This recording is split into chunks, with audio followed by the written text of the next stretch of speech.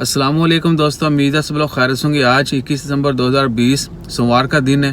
23 दिसंबर 2020 बुध के दिन इंशाल्लाह खैर ओमान में कोरोना की वैक्सीन की पहली डिलीवरी हो जाएगी और शुरू में मेडिकल स्टाफ और जितने भी लोग फ्रंट एंड पे कोविड-19 के हवाले से फील्ड में काम कर रहे हैं उनको वैक्सीनेट किया जाएगा और 20,000 जो हैं वायल्स शुरू में मिलेंगी, यानी 20,000 डोजेज मिलेंगी और एक बंदे के लिए 2 डोजेज चाहिए। 21 दिन के बाद एक आज डोज लगेगी, 21 दिन के बाद दूसरी डोज लगेगी।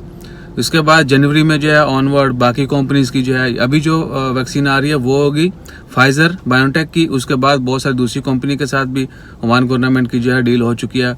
जैसे उनकी वैक्सीन अप्रूव होगी वो भी आना शुरू हो जाएगी और फाइजर की जो बाकी डिलीवरी है वो जनवरी से ऑनवर्ड शुरू हो जाएगी।